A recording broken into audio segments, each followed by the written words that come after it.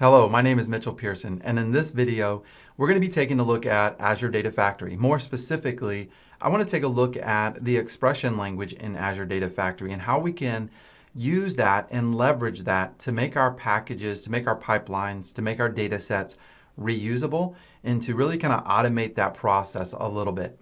So I have Azure Data Factory already opened, of course, and what I have going on here is a very simple pipeline that simply is copying data from a table in Azure SQL database, and I'm just copying that data over to an Azure Data Lake and leaving that in a file. And what I want to do is kind of automate that a little bit more. But first, let me show you kind of what I have going on. Over here in my storage account, if I refresh it, I currently just have some internet sales file, right? And what I want to do is over here, I am going to execute this pipeline, and this pipeline is going to write that data to this file right here called product list. And so I'm going to create a product list in a folder called products. And so without further ado, we'll go ahead and execute this real quick here by clicking on debug, and we'll give that a moment to run. And once it's done here in about 4 or 5 seconds, should be done, we can come back over to our blob storage account. There's a products folder, and there's my product list. And that's easy, that's simple. But what if I want to put the timestamp on the end? I want to put the date on the end of that file so that I can create a new file each day and I have a history of those files. We have a kind of like a version history, right?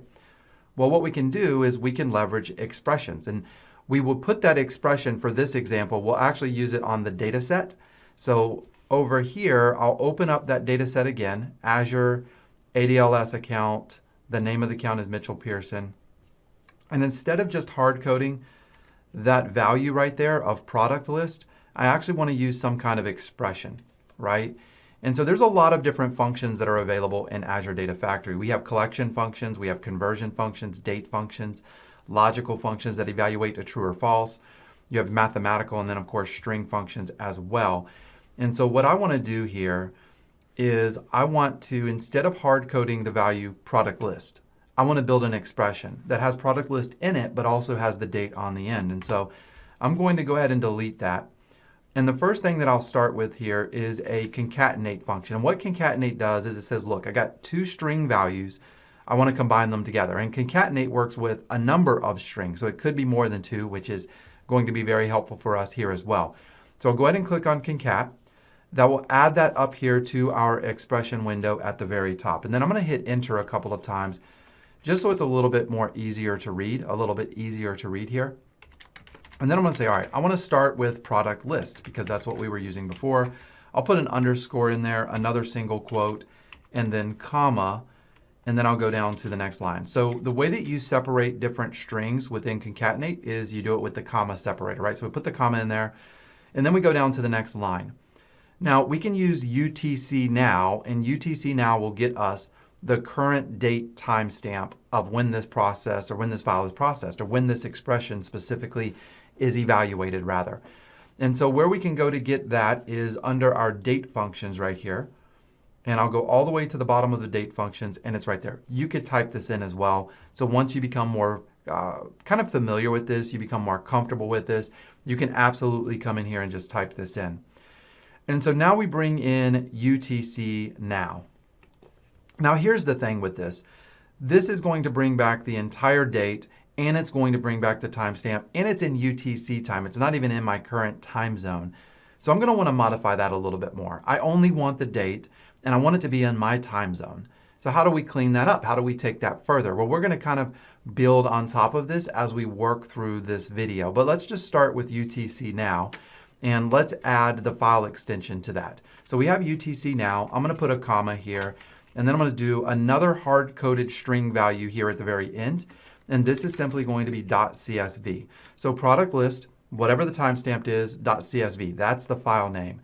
So if we want to test this out real quick, we'll go ahead and click finish. And then that's it. So now I can go back over to my pipeline. Now, this copy activity, it's using that data set as its sink. So anytime I change the data set, it of course is going to change the copy activity that occurs here. So those data sets that we create, you can reuse them in different pipelines, and whatever changes there is going to take effect. So I'm going to go ahead and click debug again. Once again, this should take us about 4 or 5 seconds, which means it's done. and I'll click refresh down here at the bottom. And then we'll go back over to our storage account and refresh that. And we now have our product list with the date on the end. But as you can tell, this is not very good. This is not very clean. It's not very nice. If you want the exact seconds and moments, you can do that. Now, let's fix this. It is not currently 14:21. In fact, it's 9:20 my time, not 2:20. So this is about 5 hours off because of that UTC time, right? So how do we fix that? Well, I'm going to show you how to fix that, and I'm going to show you how to just retrieve the first 10 digits in this string. So back in Azure Data Factory, we're going to keep building on this. I'm going to go back into, once again, that data set. And then we'll go back into the expressions and the parameterization of that, right? And we're going to get into parameters briefly here, and then in our next video, we're going to go a little bit deeper into that topic as well. So what I want to do is over here, under our date functions, I want to find something called convert from UTC. And I'll go ahead and click on that. And you see it adds it to the very end here. No big deal. I'll copy it out, drop it right here in front of UTC now. And so what I'm doing here is I'm telling it, look, I want to take the UTC now. I want to convert it from the UTC's time zone, and I want to convert it to my time zone. And so my time zone, I live in Jacksonville, Florida, on the East Coast of the United States. So I want the Eastern time zone. So I'm going to type in here, Eastern Standard Time, and I'll close that up and then do that right there. And so what I've done is, if I typed all of this correctly, hopefully I did, is we've now taken that UTC time and we've converted it to the time zone that we want it to be in. Now I could run this again, but let's speed this video up a little bit. I'm now going to use a string function. So if I go down to the string functions, there's another function in there called substring. And substring is going to allow me to return a portion of a string starting from a given location and a specified number of characters, right? And so I want to return from this date, I want to return the first 10 characters. That gives me the year, it gives me the month and the day, and it gives me the dashes in between. But everything else I want to get rid of. So we're going to use substring for this. So I'm going to type in substring here. Whoops, got to type it correctly. So we'll do substring. We're going to go to the very end. I'm going to tell it to start from the 0 position. So that's the first position. It's the ordinal position is 0. And then I want to grab the first 10 characters of that string, and then I'll put a comma.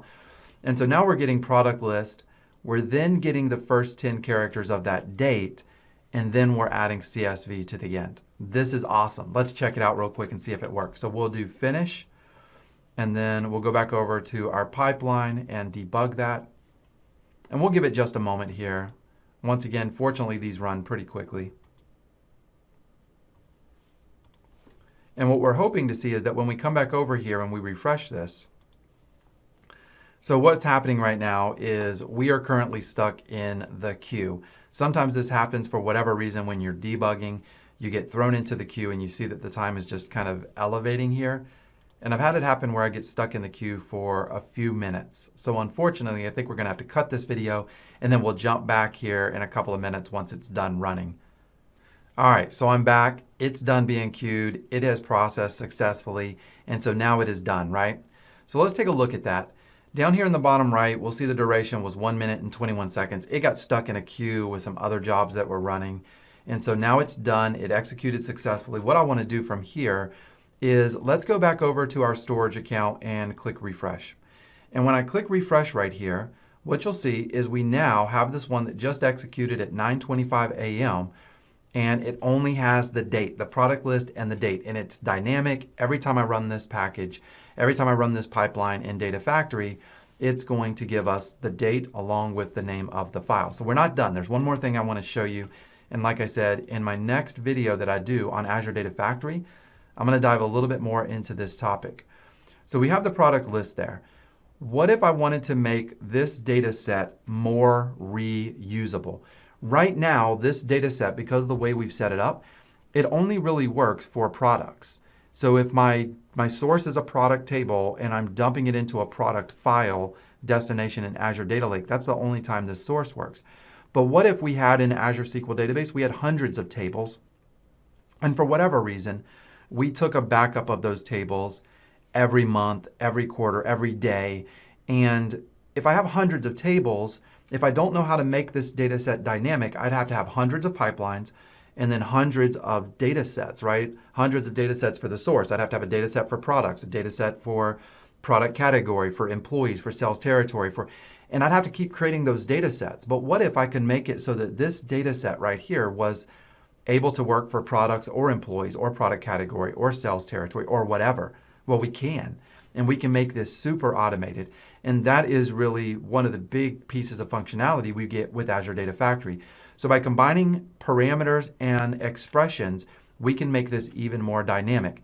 So let me give you kind of an introduction to that today in this video, and then in the next one, which might be today as well if you're watching them both back to back on the YouTube channel, you will see how to further improve your parameterization. But inside of this data set right here, you'll notice I can add parameters. And I've already brought in a parameter. I named it file name. I gave it a data type of string. And then I gave it a default value of product parameter. And I can call this whatever I want, right? I can call this whatever I want, just so you can see that it does exactly what I'm telling you that it's going to do. And so we're actually saying that, look, the extract file that we output from Azure Data Factory, we want the file name to be whatever I want, right? Whether it's product or customer or employee. And because this is a parameter, you can have it so that this data set and the parameter in this data set is populated from other items in Data Factory, like the pipeline that you execute it from, the copy activity that you execute it from. And so now you can have a parent pipeline up here that gets all of the work that needs to be done. It says, okay, first we need to go process the product table. You take that product information, you pass it into the copy activity, you pass it into your data sets, you produce the product list extract. Then you say we got to do sales territory. So you get the sales territory and you pass those down. So we're going to say whatever I want, or let's call this something like product test. All right, so we'll just do product test here. We'll go back over to our connection. And then instead of hard coding product list, I want to replace that. And I want to replace it with product test, right? So we're going to go back into the expression builder. And I am going to replace product list with that parameter. And the way you do that is, whoops, let's go ahead and do this real quick. We go down to our functions and our expressions down here, and you'll notice we have a place for a parameter, and that's the parameter that we created in this data set. So I'll click on that parameter, and it adds the code right here into my expression. So I'll add a comma on the end, and then I no longer need product because the name of the file is being generated from the parameter. I do want to keep list, right? Product category list, salesperson list, sales territory list, sales list. So we'll keep the word list here with the underscore. So now we have product test. Remember, that was the value. List underscore, the date.csv. So we got a lot going on here, but it wasn't really difficult and it's pretty readable code, right? So now what I'm going to do is down here at the very bottom, I'll click finish. And then we'll run this one more time. Hopefully we don't get put into the queue this time. It says queue, but we're hoping it's going to be a little bit quicker than that. It's a very unfortunate set of circumstances here this morning. All right, I'm back.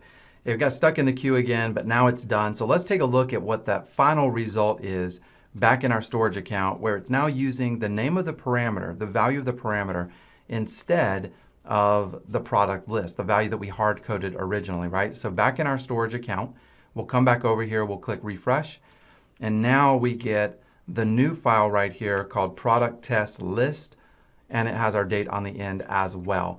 This is pretty cool, right? We can leverage those expressions, we can take advantage of parameters, and we can do that in order to not only make our pipelines and our extracts and the stuff that we're doing dynamic, but also to make our code more reusable. And so in the next video that I do, I'm going to dive deeper into parameters and kind of building on this example and showing you that parent-child pipeline, that design pipeline that's pretty common in this type of development. So I hope you enjoyed this video. If you did, please hit like and subscribe. And until next time, enjoy.